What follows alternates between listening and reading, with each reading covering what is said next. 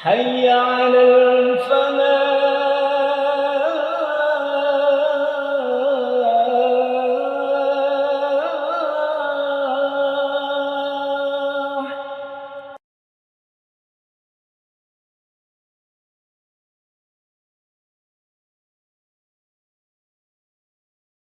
Assalamualaikum warahmatullahi wabarakatuh.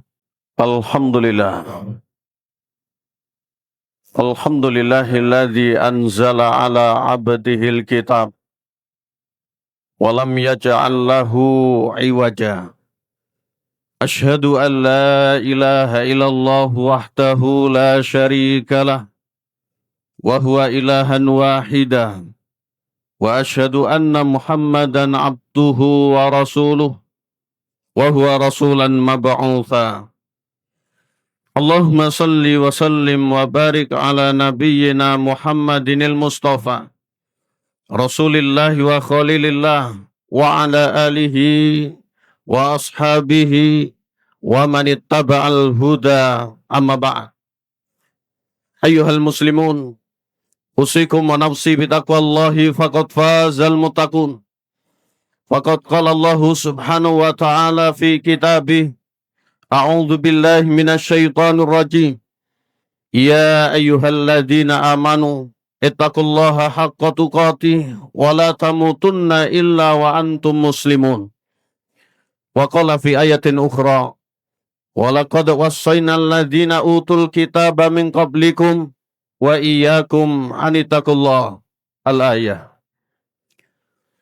Ma'asyiral muslimin, hadirin jamaah Jumat rahimakumullah. Segala puja dan puji hanya milik Allah Subhanahu wa taala. Tuhan sekaligus pemilik alam yang telah menciptakan dan menjaminnya. Dia pula yang telah menguasainya. Kita memuji kehadiratnya Subhanahu wa ta'ala siang hari ini, dalam kesempatan yang baik ini.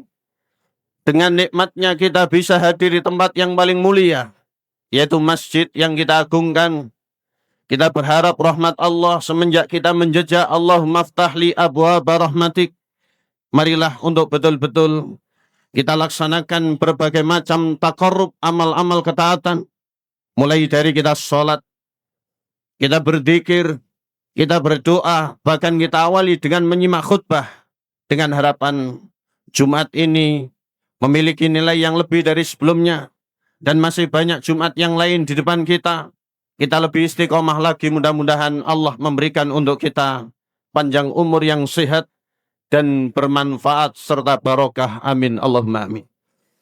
Tidak lupa kita aturkan sholawat ma'asalam untuk Nabi yang mulia, Rasul panutan alam, yang dicipta diutus oleh Allah Subhanahu wa ta'ala untuk mengajak seluruh makhluk, baik manusia maupun jinnya, menuju keselamatan di akhirat.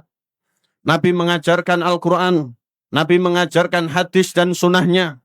Nabi menggiring manusia dari kejahilian menuju zaman yang terang, menuju keadaan yang betul-betul hidayah, yang kita patut bersyukur. Jauhnya jarak, bedanya waktu yang cukup lama, bukanlah halangan untuk kita menjadi pengikut beliau, namun yang perlu untuk kita imbangi dengan kita belajar lebih dalam agama beliau, agar kita bisa mengamalkan ajaran beliau. Mudah-mudahan cinta takdim kita bersambut, di akhirat kita mendapatkan syafaat beliau, sehingga termasuk yang diperkenankan oleh Allah menjadi makmum beliau masuk ke dalam surga Allahumma. Tidak lupa di mimbar yang mulia ini, kami himbau pribadi, demikian pula kaum muslimin. Marilah senantiasa kita bertakwa dan terus meningkatkan ketakwaan kita kepada Allah. Takwa yang dimaksud kita menjalankan perintah agama. Kita tahu kitab suci, kita tahu hadis Nabi, di situ ada perintah, mana yang paling urgen untuk kita amalkan. Kita lanjutkan, bahkan kita tambah dengan yang sunnah-sunnah. Demikian pula takwa dalam arti kita tinggalkan larangan agama. Ketika ayat suci melarang sesuatu, demikian pula dengan hadis Nabi. Maka mari untuk kita jauhi dan mari untuk kita tinggalkan. Kita hanya berharap keridhaan Allah agar kita istiqomah. Tiada lain, tiada bahagia kecuali milik hamba-hamba yang bertakwa. Mudah-mudahan akhir kita husnul khatimah. sampai kita termasuk di antara kelak diperkenankan oleh Allah masuk ke dalam surga. Allahumma amin.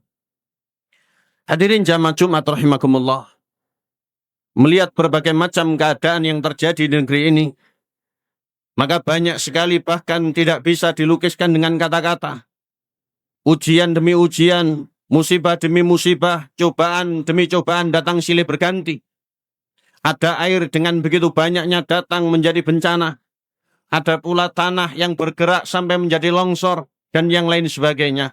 Maka semuanya ini kita kembalikan bahwasanya hidup di dunia memang penuh ujian dan kita sebagai orang muslim harus bersikap yang tepat.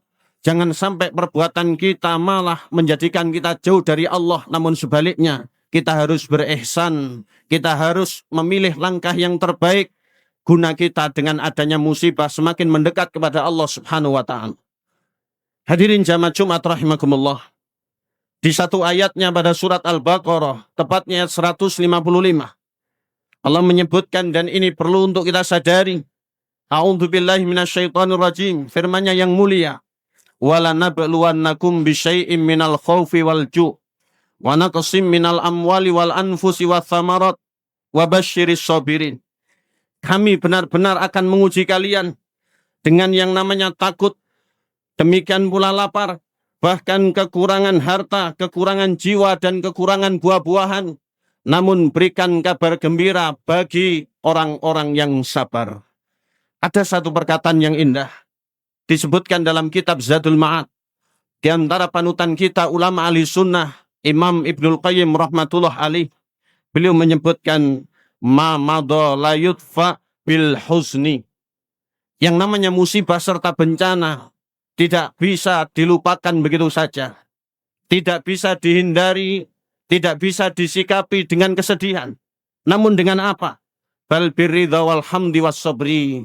Akan tetapi kita harus segera ridho kepada keputusan Allah. Kita pun banyak memuji kehadiratnya. Kita juga harus bersabar di jalannya. Wal imani bil qadari. Dan kita semakin harus tambah yakin bahwasanya keputusan Allah memang tidak bisa diganggu-gugat. Wa qaulil abdi qaddarullah wa ma syaa fa'al. Dan dengan ucapan yang keluar dari lisan, setiap apa yang dikehendaki Allah, setiap apa yang ditakdirkan oleh Allah, pasti bakal terjadi. Sebagaimana ada ayat di surat Yasin, Allah menyebutkan kun maka fayakun. Terjadi maka menjadilah, menjadi kenyataan. Hadirin jamaah Jumat rahimakumullah.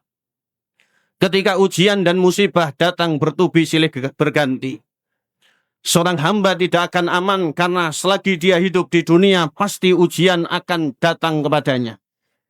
Maka kita sebagai orang Islam yang bijaksana, yang beriman kepada Allah dan beriman kepada takdirnya, harus memilih sikap agar ujian ini bisa menjadi kebaikan. Jangan sebaliknya, ujian tidak kita sikapi dengan tepat, malah menjadi keburukan serta menjauhkan kita dari Allah Subhanahu wa taala. Maka sikap ihsan, sikap terbaik yang harus dimiliki oleh seorang hamba dengan hadirnya ujian. Para ulama menyebutkan beberapa, di antaranya yang pertama, kita harus banyak-banyak bersabar, karena dunia ini adalah tempat kesabaran. Kecuali nanti kita sudah berada di surga, di situ kita tidak akan diuji lagi. Tinggal balasan kenikmatan yang akan kita tuai, karena kita sudah lolos dari ujian dunia, kita lulus dari ujian dunia, kita diselamatkan oleh Allah Subhanahu wa taala dengan pertolongannya. Berbicara tentang kesabaran, harus kita pupuk karena kita sudah memiliki sabar. Hanya saja sabar ini tanpa batas. Karena sebagian orang memaknai sabar ada batasnya, sehingga terkadang kesabarannya tidak sampai pada puncak, tidak sampai pada akhir, sehingga tidak paripurna ketika menjalani ujian tersebut. Kita ingat-ingat ketika Allah berfirman pada surat Az-Zumar ayat yang ke-10. Allah Subhanahu wa taala menyebutkan, innama yuwaffas sabiruna ajrahum bighairi hisab. Sesungguhnya orang-orang yang sabar, pahalanya bakal diberikan oleh Allah tanpa batas. Maka sabar ini harus lazim. Sedari awal ujian atau musibah yang menimpa, Sampai nanti ketika kejadian itu berlangsung, sampai nanti pada akhirnya tidak perlu untuk kita menghilangkan kesabaran. Walaupun itu begitu susah kecuali dengan hanya pertolongan Allah Subhanahu wa ta'ala. Ada kisah disebutkan dalam hadis riwayat Imam Bukhari oleh Imam Nawawi dalam kitabnya Riyadhus Shalihin, dimasukkan dalam bab Kitabul Ma'murat tentang sabar. Dulu ada seorang wanita yang menangis di samping kubur. Oleh Nabi diperintahkan untuk bersabar. Maka wanita ini menolak karena memang tidak sadar akan beratnya ujian serta siapa yang dihadapannya ternyata adalah baginda Nabi. Kemudian mendatangi rumah Nabi. Setelah itu memohon maaf. Untuk memperbaiki diri, Nabi menyampaikan innamas sabru inda sotmatil ulah. Sabar itu sebenarnya sejak awal musibah. Walaupun ketika sudah telat itu juga masih dihitung boleh sabar sampai pada akhirnya nanti. Tapi jangan sampai ketika musibah atau ujian datang kita tidak sabar dari awal. Ini yang harus semakin kita renungkan. Semuanya ini membutuhkan kesabaran. Yang kedua, perbuatan ihsan yang bisa kita kerjakan. Agar ujian atau musibah ini benar-benar menjadikan kita semakin dekat dengan Allah. Kita kembali kepadanya, bukan malah menjauhkan kita dari Allah Subhanahu wa ta'ala. Yaitu banyak-banyak kita berdoa. Banyak-banyak kita melantunkan kalimat-kalimat yang baik. Banyak-banyak kita berzikir dan istighfar. Maka itu di kelanjutan ayat surat Al-Baqarah 156 Allah menyebutkan orang sabar itu siapa? Alladzina idza asabatuhum musibah qalu inna lillahi wa inna ilaihi rajiun. Yaitu mereka-mereka apabila didatangi musibah atau mendapati musibah, mereka akan berucap dengan teguh, dengan mantap, inna lillahi wa inna ilaihi rajiun. Semuanya ini adalah milik Allah dan pasti bakal kembali kepadanya. Tidak ada yang perlu untuk kita berat hati atau kita gandoli. Semuanya ini pasti akan diambil oleh Allah cepat atau lambat. Karena dunia ini tempatnya ujian. Yang ketiga, hadirin rahimakumullah. Sikap yang harus kita lakukan ketika kita memilih jalan ihsan dalam rangka menghadapi musibah. Agar musibah bukan malah menjauhkan kita dari Allah, namun semakin mendekatkan kita kepada Allah Subhanahu wa ta'ala. Yaitu kita harus mampu berikhtisab, artinya mampu untuk berharap. Semuanya kita tujukan hanya kepada Allah, zat yang kita bertawakal kepadanya sebagaimana ikrar kita. Allahus Somad. Allah berfirman pada surat Al-Ikhlas, dialah tempat bergantung bagi seluruhnya. Kita bergantung, kita bersandar, kita kembali, kita hanya mengharap kepada Allah, apapun itu bentuknya. Sebagaimana ajaran baginda Nabi. Diriwayatkan oleh Imam Muslim dalam sebuah hadis. Ada seorang wanita yang bernama Ummu Salamah. Ketika suaminya meninggal dunia, Nabi bertakziah. Maka beliau mengajarkan doa. Di antara yang disampaikan, ma min abdin tusibuhu musibatun. Nabi bersabda, tidaklah seorang hamba mendapati musibah. Fayaqul, kemudian berdoa, inna lillahi wa inna ilaihi rajiun. Dengan mantap, semuanya milik Allah, pasti bakal kembali kepadanya. Allahumma jurni fi musibati wa akhlif li khairan minha. Ya Allah, berikan hamba ini pahala serta berikan ganti dari musibah tersebut. Nabi menjamin, kecuali Allah akan memberikan pahala dan ganti bagi musibahnya. Barakallahu li walakum bil Qur'anil azim. Aqulu qouli hadza wa astaghfirullah li walakum fastaghfiruh. Innahu wal ghafurur rahim.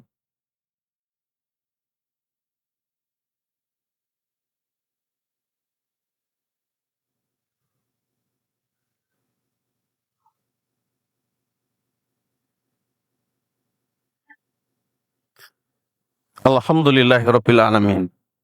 Wa bihi nasta'inu ala umuri dunya waddin. Asyhadu an la ilaha illallah ilahul awwalina wal akhirin wa asyhadu anna Muhammadan abduhu wa rasuluh khatamul anbiya'i wal mursalin. Allahumma salli wa sallim wa barik ala nabiyyina Muhammadin wa ala alihi wa ashabi ajma'in. Amma ba'd. Hadirin jamaah Jumat rahimakumullah. Sikap yang keempat yang kita pilih, kita harus ihsan, yaitu kita Subhanahu wa ta'ala. Artinya segala apa yang ditakdirkan pasti bakal terjadi. Segala apa yang digariskan pasti akan menjadi kenyataan. Dan kita tidak bisa menolak.